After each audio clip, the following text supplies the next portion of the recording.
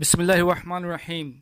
جی محترم ناظرین، کیسے آپ سب خیریت سے ہیں؟ آئیے آج آپ کے سامنے انشاءاللہ نیند کے متعلق ایسی معلومات آپ کو بتاؤں گا کہ آپ نے اس سے پہلے کبھی نہیں سنی ہوں گی۔ جی ہاں، نیند کے فوائد، نیند لانے کے لیے روحانی علاج اور اس کے لیے گھریلو اور آسان علاج، نیند لانے والا مزیدار شربت، نیند زیادہ آتی ہو تو اس کو کم کرنے کے لیے ایک بہت مزیدار شربت۔ یہ سب معلومات سننے سے پہلے ہمارے چینل کو سبسکرائب کیجئے اور بیل کے بٹن کو دبا دیجئے تاکہ آپ کو مزید ہماری معلوماتی ویڈیوز مل سکیں، اور اس ویڈیو کو لائک اور شیئر کرنا مت بھولیے۔ تو ناظرین اکرام، یاد رکھیے، نیند سے ذہن پرسکون، معدہ درست اور کھانا ہضم ہوتا ہے۔ رات کا سونا صحت کے لیے مفید اور رات بھر جاگنا صحت کے لیے خطرناک ہے۔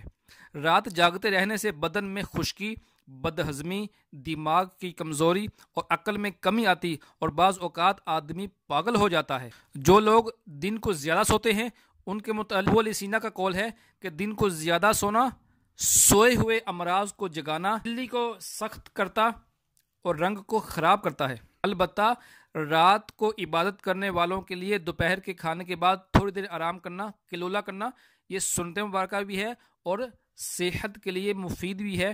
اس سے دماغ طاقتور اور عقل تیز ہوتی ہے۔ یاد رکھیے ناظرین اکرام، نیند جو سب سے آئیڈیل پوزیشن ہے سب قسم کے افراد کے لیے، چاہے کوئی اسٹوڈنٹ ہو، چاہے کوئی افسر ہو، چاہے کوئی ملازم ہو، اس کے لیے جو آئیڈیل پوزیشن ہے، آئیڈیل جو ٹائم ہے، وہ 24 گھنٹوں میں سے 8 گھنٹے نیند لینا ہے۔ 24 گھنٹوں میں سے 8 گھنٹے نیند لینا ہے، یعنی 8 گھنٹے سونا ہے۔ اگر یہ 8 گھنٹے مسلسل ہوں، تسلسل کے ساتھ ہوں، تو سب سے بہترین ہے۔ اگر 2 قسطوں میں ہو جائیں پھر بھی چل جائیں گے، بہرحال سب سے بہترین جو آئیڈیل اس کا سسٹم ہے وہ مسلسل 8 گھنٹے سونا ہے۔ تو جن حضرات کو نیند نہ آتی ہو ان کے لیے یہ میں 1-2 روحانی علاج بتاتا ہوں، یہ کریں گے تو انشاءاللہ وہ جلد اس مسئلے کو حل کر لیں گے۔ نیند نہ آتی ہو تو سونے سے پہلے ان اللہ و ملائکتہ یصلون علی النبی یا ایھا الذین آمنوا صلوا علیہ وسلموا تسلیما۔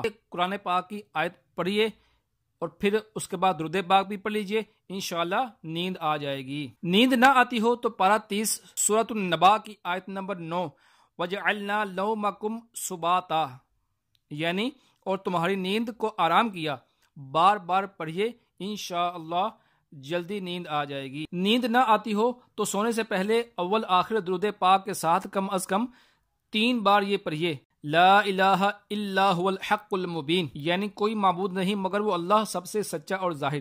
یہ وظیفہ کم از کم 3 مرتبہ پڑھنا ہے، اول آخر درود پاک بھی پڑھنا ہے۔ کیا بہتر ہو کہ تو سونے سے پہلے سونے کی دعا بھی پڑھ لیجئے، اللہم بسمک اموت و احیا۔ انشاءاللہ ان وظائف کی برکت سے جلدی نیند آ جائے گی۔ ناظرین اکرام، یاد رکھیے کہ بے خوابی یعنی نیند نہ آنا بہت پرانا مرض ہے۔ زمانہ قدیم میں اس کا علاج عام طور پر پیاز سے کیا جاتا تھا۔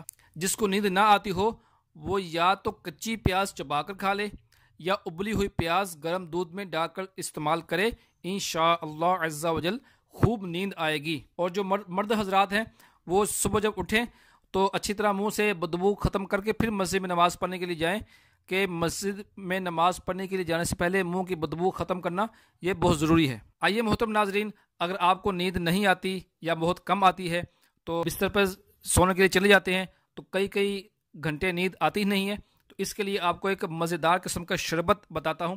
یہ شربت بنا کر پیے، انشاءاللہ اس کے فائدہ یہ ہوگا کہ آپ کو جلدی نیند آ جایا کرے گی۔ آدھا کلو پانی میں 6 ماشا یعنی تقریباً 6 گرام سونف ڈال کر پانی کو چولہے پر جوش دیجئے۔ جب وہ 2 ٹانک یعنی تقریباً آدھا پاؤ پانی رہ جائے تو اس میں گائے کا 1 پاؤ دودھ ڈال لیجئے اور گائے کا ہی 12 گرام گھی ڈال لیجئے۔ اس پہ ضرورت یا حسب ذائقہ چینی ملا کر استعمال کیجئے، انشاءاللہ نیند آنے لگے گی۔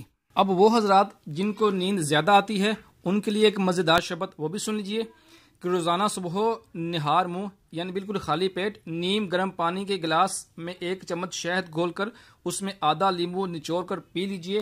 یہ لذیذ شربت پینے مستقل عادت بنائیں تب بھی حرج نہیں، بلکہ انشاءاللہ فائدہ ہی فائدہ ہوگا. نیند بہت زیادہ آتی ہوگی تو اس سے انشاءاللہ نیند میں کمی ہوگی. تو یہ علاج کیجئے، دوستوں کو بھی بتائیے اور خود بھی کیجئے. مجھے بھی دعا میں یاد رکھیے. بہت بہت شکریہ.